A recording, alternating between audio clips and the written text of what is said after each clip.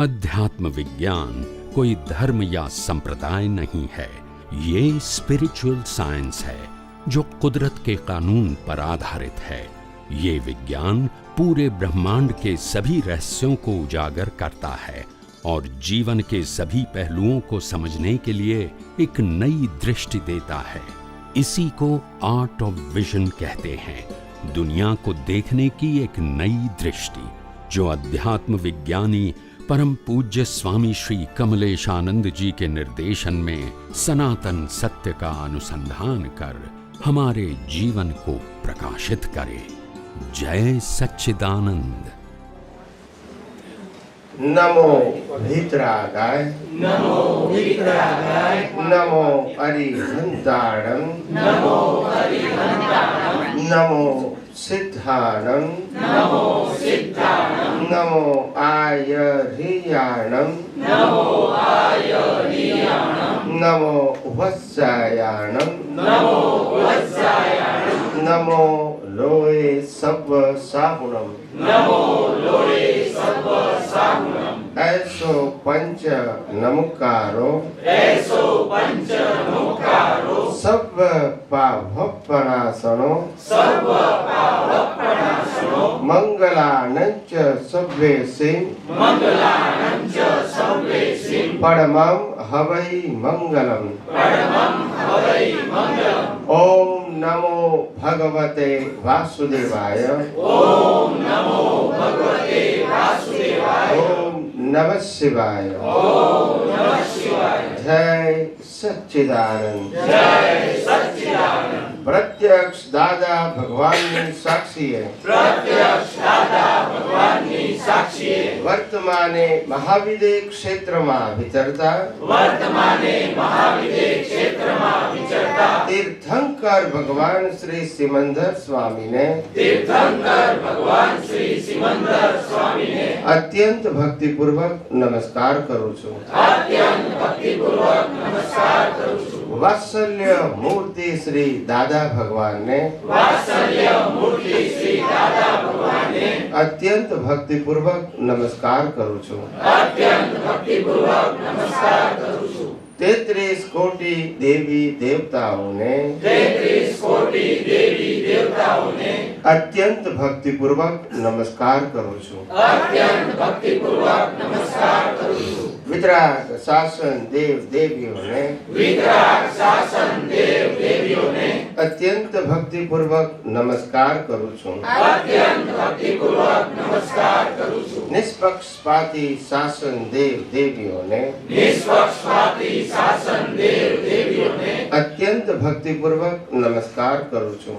અત્યંત ભક્તિપૂર્વક નમસ્કાર કરું છું। આ ક્ષેત્રના રક્ષક દેવી દેવતાઓને આ ક્ષેત્રના રક્ષક દેવી દેવતાઓને અત્યંત ભક્તિપૂર્વક નમસ્કાર કરું છું। અત્યંત ભક્તિપૂર્વક નમસ્કાર કરું છું। આખા બ્રહ્માંડના જીવ માત્રના રિયલ સ્વરૂપને આખા બ્રહ્માંડના જીવ માત્રના રિયલ સ્વરૂપને અત્યંત ભક્તિપૂર્વક નમસ્કાર કરું છું। અત્યંત ભક્તિપૂર્વક નમસ્કાર કરું છું। જગત ભરના સંત પુરુષોનું યોગ બળ, જગતભરના સંત પુરુષોનું યોગ બળ, જગત ભરના સત્પુરુષોનું યોગ બળ જગતભરના સત્પુરુષોનું યોગ બળ અને પ્રગટ જ્ઞાની પુરુષ દાદા ભગવાનનું યોગ બળ અને પ્રગટ જ્ઞાની પુરુષ દાદા ભગવાનનું યોગ બળ સમસ્ત વિશ્વનું કલ્યાણ કરો, કલ્યાણ કરો, કલ્યાણ કરો। સમસ્ત વિશ્વનું કલ્યાણ કરો, કલ્યાણ કરો, કલ્યાણ કરો અને કલ્યાણ કરવાનું નિમિત્ત બનવાની અને કલ્યાણ કરવાનું નિમિત્ત બનવાની અમ સૌ મહાત્માઓને આમ સૌ મહાત્માઓને પરમ શક્તિ આપો, શક્તિ આપો, શક્તિ આપો। પરમ શક્તિ આપો, શક્તિ આપો, શક્તિ આપો। જગતના સર્વ જીવો સુખ અને શાંતિને પામો, જગતના સર્વ જીવો સુખ અને શાંતિને પામો, જગતના સર્વ જીવો સમાધાનને પામો, જગતના સર્વ જીવો સમાધાનને પામો, જગતના સર્વ જીવો મોક્ષને પામો। જગતના સર્વ जीवो मोक्ष ने पामो, जगत कल्याण हो, जगत कल्याण हो, जगत कल्याण हो, जगत कल्याण हो, जगत कल्याण हो। जगत कल्याण हो।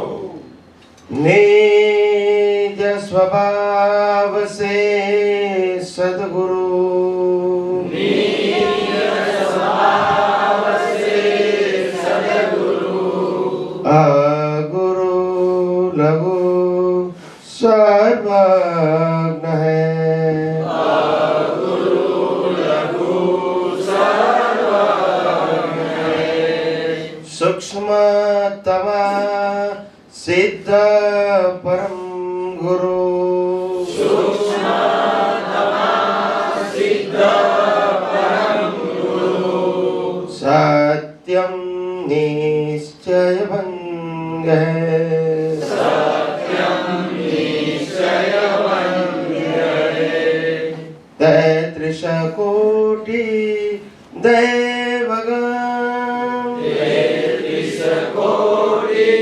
देवगण, विश्वहितार्थे स्वागतम्, विश्वहितार्थे स्वागतम्,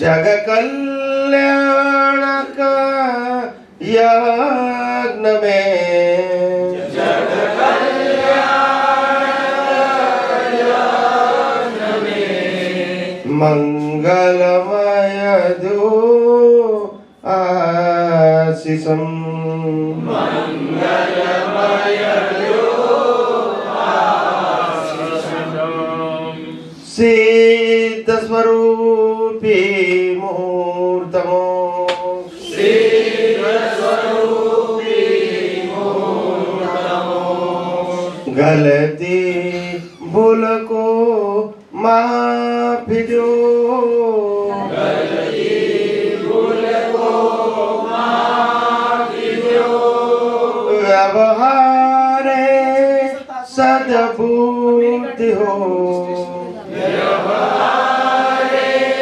सद्बुद्धि हो, निश्चय में अभिवृद्धि दो, निश्चय में अभिवृद्धि दो, जय सच्चिदानंद, जय सच्चिदानंद, जय सच्चिदानंद, जय सच्चिदानंद।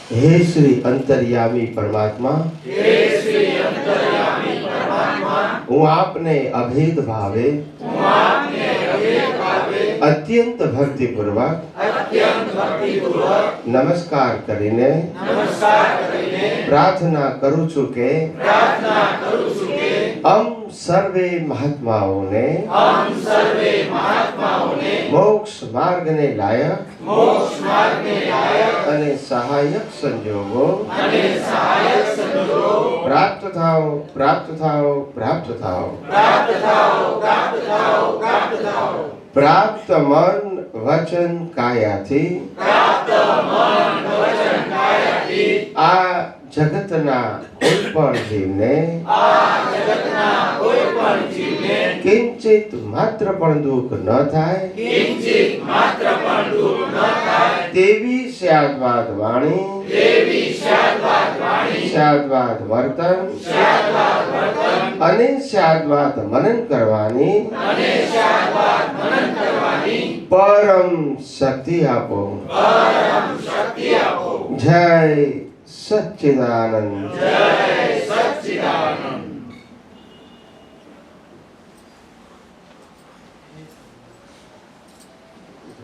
જય સચ્ચિદાનંદ। Recording in progress.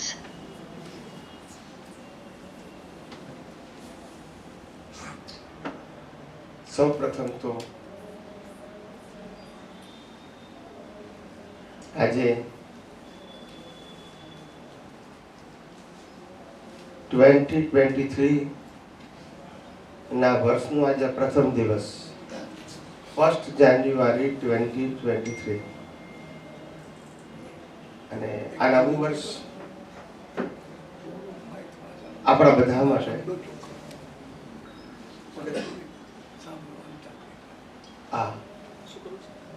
આપણું નવું વર્ષ આપણા બધા માટે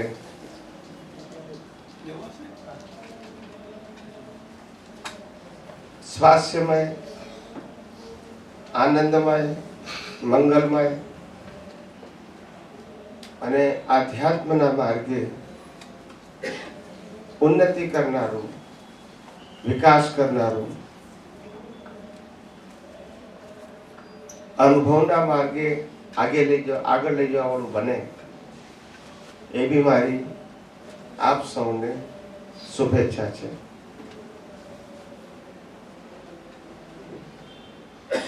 નવું વર્ષ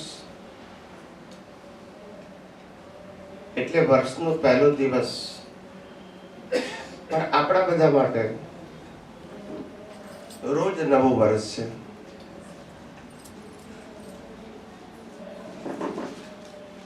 વિદેશમાં મને પૂછ્યું હતું કે આપણા માટે નવું વર્ષ રોજે કેમ,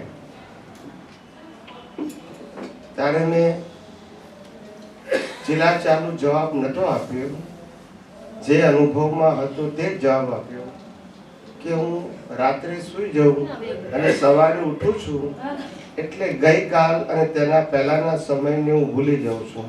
એટલે આજે મારો નવો દિવસ એ નવું વર્ષ. એટલે એક ભાઈએ પ્રશ્ન પૂછ્યો કે ભાઈ ગઈકાલ સુધીની બધી પ્રક્રિયા ભૂલી કેમ જાઓ છો?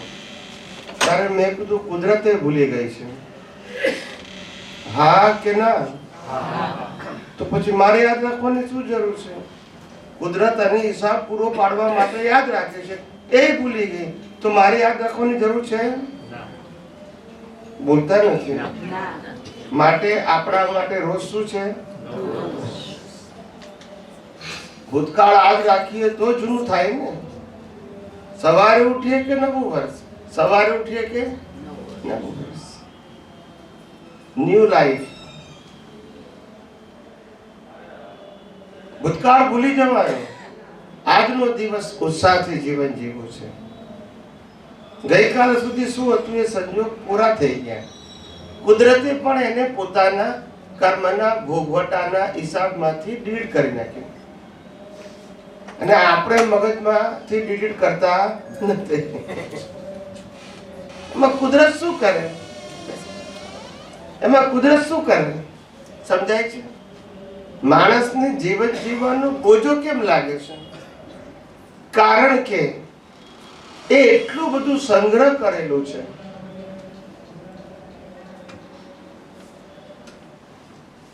એ સંગ્રહ કરેલી વાતો આજે પણ એને યાદ આવે છે અને લોડેડ લાગે છે. અને પછી એમાં તન્મયાકાર થઈ જાય છે. શું થઈ જાય છે? ભૂતકાળમાં મને આમ થયું હતું, ભૂતકાળમાં મને આમ થયું હતું, ભૂતકાળમાં મારી પાસે આટલી સંપત્તિ હતી, આટલું માન હતું, સન્માન હતું, આવું મારું સ્વાસ્થ્ય હતું, આવી મારી યુવાની હતી. આવો બધો વિચાર કરે. વિચાર કરીને આજે દુઃખી થાય. શું થાય?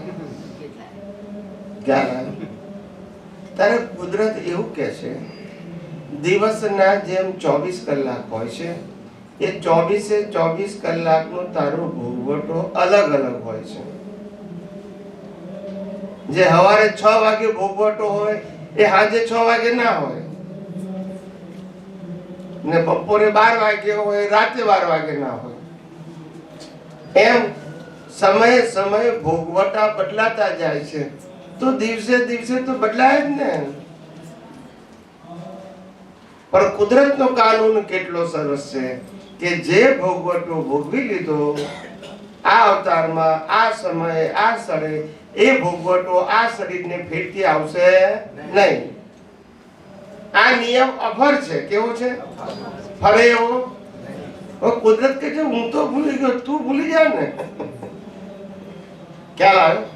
પણ રાગ દ્વેષને કારણે માણસ ભૂલતો નથી અને પછી લોડેડ જીવન જીવે છે.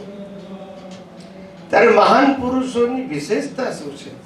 ઘણા લોકો મને કહે કે સ્વામીજી એક્ટિવ જીવન જીવવાનું તમે કહો છો એનું કારણ શું છે?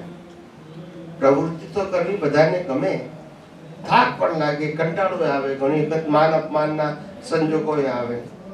ત્યારે હું કહું, જે માણસ પ્રવૃત્તિ કરતો હોય ને એ વર્તમાનમાં રહે, જે કામ કરતો હોય, જે નિવૃત્ત થાય ને એ ભૂતકાળનું વિચારે, વર્તમાન નક્કી કરવાનું છે કે નહીં?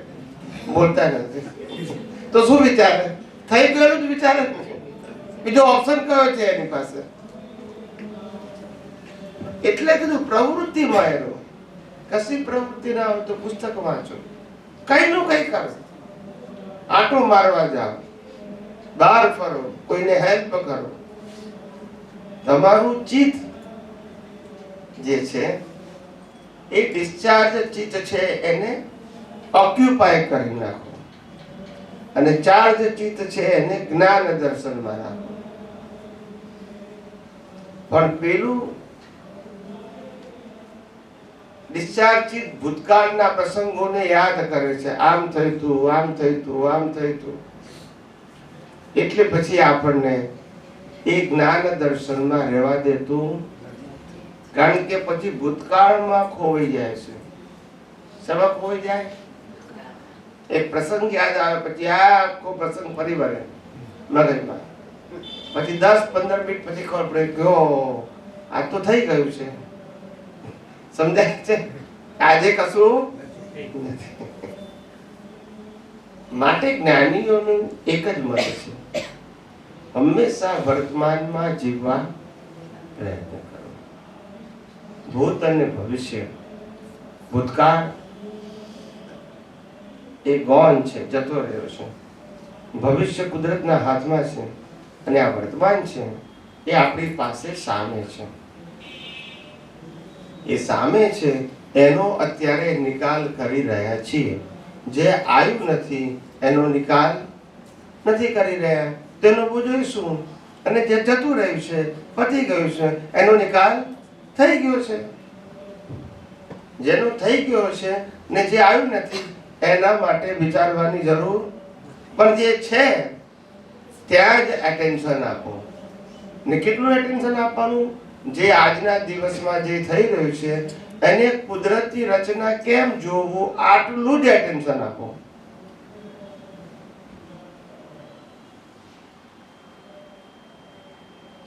કારણ કે એક મહાશયે હમણાં જ મને ફોન કરીને કીધું,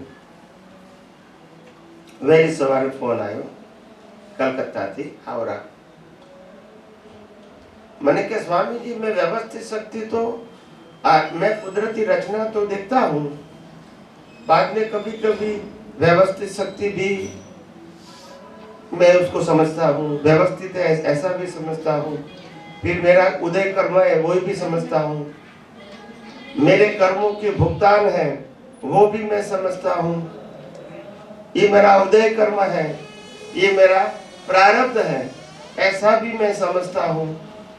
तो क्या ये सब ठीक है? એટલે મેં એને કીધું કે ભાઈ જવાબો તો બધા સાચા છે, પણ જે જવાબનો ઉપયોગ કરવાથી મારી દ્રષ્ટિમાં સાયન્સ ઊભું થતું નથી એ સબસ્ટિટ્યુટ અથવા તો ટ્રેડિશનલ આન્સર છે, રોંગ નથી. જેમ હું કહું કે ઉદય કર્મ છે, મારા જ કર્મનું ફળ છે એવું બોલીશ, એની પાછળ સાયન્સ મને ખુલ્લું થતું નથી. It's a traditional answer. કેવો છે? પરંપરાગત જવાબ, જે અનાદિકાળથી આપણે જાણીએ છીએ. પણ જેવું તમે કુદરત જોશો, કુદરતી રચના જોશો, કે તમને ખબર પડશે આ કુદરતી રચનામાં કુદરત અને કુદરતી કાનૂન ઇન્ક્લુડ છે. ઇટ્સ અ સાયન્ટિફિક પ્રોસેસ છે. અત્યારે આ કુદરતી રચના એ સાયન્ટિફિક પ્રોસેસ છે કુદરતની, જેની અંદર કુદરત એટલે 5 તત્વો અને કુદરતનો કાનૂન ઇનબિલ્ટ છે. એના આધારે આ અવસ્થા બની છે. એટલે તમને સાયન્ટિફિક વિઝન ઊભું થશે. પેલું ટ્રેડિશનલ વિઝન છે, મારા જ કર્મનું ફળ છે, ઉદય કર્મ છે, કેલા વ્યવસ્થિત છે. આવું તમે બોલશો તો આન્સર સાચો છે, પણ તમારું વિઝન સાયન્ટિફિક ખુલ્લું નહીં થાય, કારણ કે એ વખતે તમે સાયન્સ નતા સમજ્યા, બોલતા નથી. એ વખતે તમે શબ્દનો મિકેનિકલ ઉપયોગ કરતા હતા. ગમે તે થાય તો કે વ્યવસ્થિત, ગમે તે થાય તો કે મારા કર્મનું ફળ છે, ગમે તે થાય તો કે ઉદય કર્મ છે. એટલે મારો કહેવાનો મતલબ દ્રષ્ટિ એવી જોઈએ કે જેમાં સાયન્સ હોય. આપણે આધ્યાત્મ વિજ્ઞાનની વાત કરીએ છીએ, ધર્મની વાત નથી કરતા. મારું એક એપ્લિકેશનમાં સાયન્સ હોવું જોઈએ. શું હોવું જોઈએ? સાયન્સ. સાયન્સ એટલે સૈદ્ધાંતિક જ્ઞાન, અને ધર્મ એટલે શ્રદ્ધાનું જ્ઞાન. શેનું જ્ઞાન? શ્રદ્ધાનું. એટલે શ્રદ્ધાનું જ્ઞાન છે, એમાં સાયન્સ ખુલ્લું થતું નથી. સમજાય છે? પણ પાપ પુણ્યનો સબ્જેક્ટ ચાલુ રહેશે. પણ જ્યાં વિજ્ઞાન ખુલ્લું થવું છે, મુક્તિનો માર્ગ એ સાયન્સ છે. અને સાયન્સને અનુભૂતિ કહેવાય છે. શું કહેવાય છે? અનુભવવું. કુદરતી રચના જોવું એટલે અનુભવવું કે આ કુદરતી રચનામાં કુદરતના તત્વ અને કુદરતનો કાનૂન ઇનબિલ્ટ છે. મારું કશું છે માટે એને હું કુદરતી રચના જોઉં છું. હું કુદરતી રચનાથી મુક્ત એવો શુદ્ધાત્મા છું. હું કુદરતી રચના નથી. હું જે આ જોઉં અને જાણું છું એ શું છે? કુદરતી રચના. સમજ્યા? એટલે એક પણ પાર્ટ એવો નથી કે જે કુદરતનો નથી. સમજાય છે? એક પણ પાર્ટ એવો નથી કે જે કુદરતનો નથી. માણસનું મંથન કેવું છે? હમણાં એક આચાર્ય ભગવાન સાથે હમણાં જ 3 દિવસ પહેલા અમારે હૈદરાબાદમાં વાત થઈ. તો અલગ અલગ સમયે 2-3 આચાર્ય ભગવંતોને મળ્યા, દેરાવાસી, સ્થાનકવાસી. તો એ લોકો સાથે વાત નીકળી કે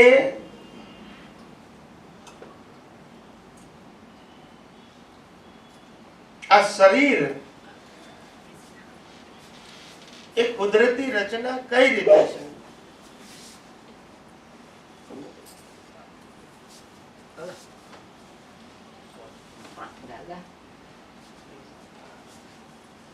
કે શરીર કુદરતી રચના કઈ રીતે છે?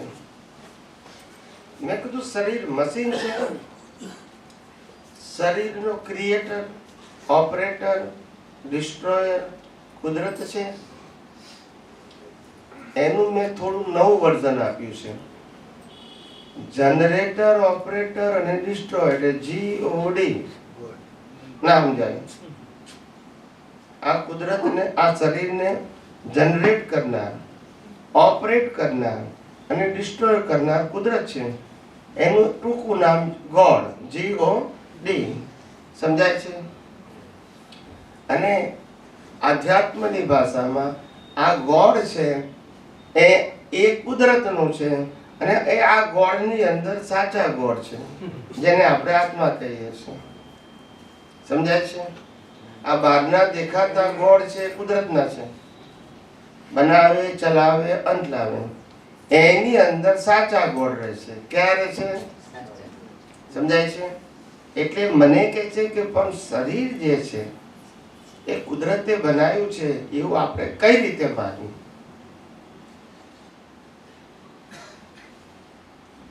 આપણને તો માતા જન્મ આપે છે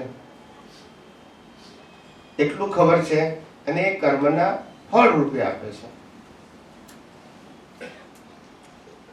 તારે મેં કીધું જન્મ આપે છે માં, એ તો તમારા કર્મના ફળ રૂપે કુદરત આ બધા સંજોગો ભેગા કરે છે અને જન્મ થાય છે. નથી માં નક્કી કરી શકતી કે મને કયું બાળક આવશે, નથી બાળક નક્કી કરી શકતું મને કઈ માં મળશે. આ જ કુદરત નક્કી કરે છે.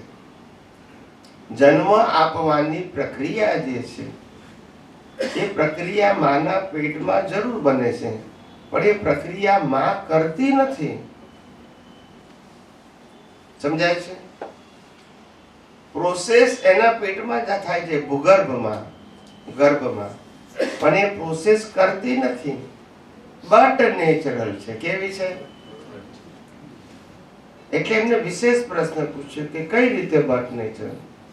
ત્યારે મેં કીધું કે આ શરીર છે ને, આ શરીરની ઇન્ટરનલ જે સિસ્ટમ છે જેને ડોક્ટરો રિપેર કરે છે, એ આખી સિસ્ટમ એ કુદરત મેડ છે, મેન મેડ નથી. એટલે બધાની સિસ્ટમ એક જ સરખી. દુનિયાનો કોઈ પણ ડોક્ટર કોઈ પણ બોડીને રિપેરિંગ કરી શકે, કારણ કે સિસ્ટમ હિન્દુ, મુસલમાન, ક્રિશ્ચન બધાની બોડીની સિસ્ટમ કેવી અંદરની? એક કે જુદી, એક જ સરખી. એટલે પહેલી સિસ્ટમ સરખી, પછી આ શરીર, ફિઝિકલ બોડી જે પંચ મહાભૂતોનું બન્યું છે, પૃથ્વી, જળ, વાયુ, અગ્નિ, આકાશ, એ પંચ મહાભૂત પણ કોના છે? કુદરત.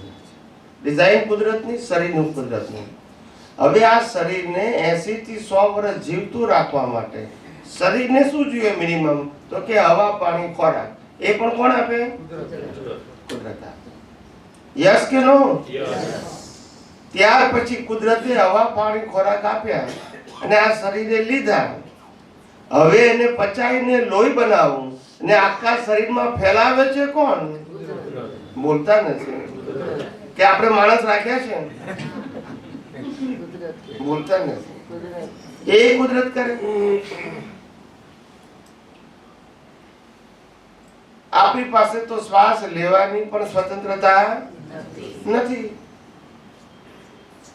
જન્મતાની સાથે મા બાપ કોણ નક્કી કરે? કુદરત. ભાઈ, બહેન, પરિવાર બધું કુદરત નક્કી કરે. એક એક કર્મ ભોગવવાના પ્રત્યેક દિવસે સંજોગો આવે છે, એ કોણ આપે છે? અને છેલ્લે શ્વાસ બંધ કોણ કરે છે? તો બધું કરે છે તો કુદરત.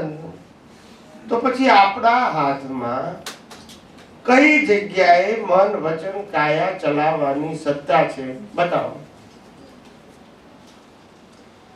આપણા હાથમાં કઈ જગ્યાએ સત્તા છે? કોઈ જગ્યાએ છે? ઘણા કહે છે હું વિચાર કરું છું. મન તો મારું સ્વતંત્ર છે ને. મન પણ નથી, વાણી પણ નથી અને એક્શન પણ નથી.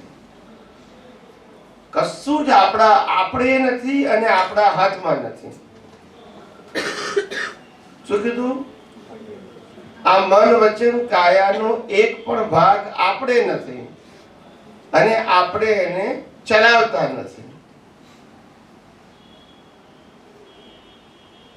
કુદરત જ એને બનાવે, ચલાવે અને અંત લાવે છે. તો પછી આ શરીર સાથે સંકળાયેલા સત્તા, સંપત્તિ, સંબંધ અને સાધનો આપણા હોઈ શકે? કેટલું અજ્ઞાન, એમ પૂછું છું. હવે આ અજ્ઞાન સાથે કે છે આત્માનો અનુભવ કરવો છે. હવે દશા પ્રાપ્ત થાય કે બે?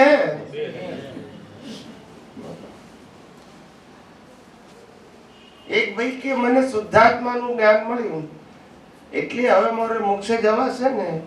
મેં કહું આવું જ્ઞાન તો કેટલાય અવતારથી મળ્યું છે. આખી પહેલો અવતાર થોડો છે. જ્ઞાની પુરુષ દાદા ભગવાને પણ કહ્યું છે કે તમે બધા તીર્થંકરોની સભામાં બેસીને આવ્યા છીએ, તો ત્યાં જ્ઞાન નહીં મળ્યું હોય? બોલતા નથી.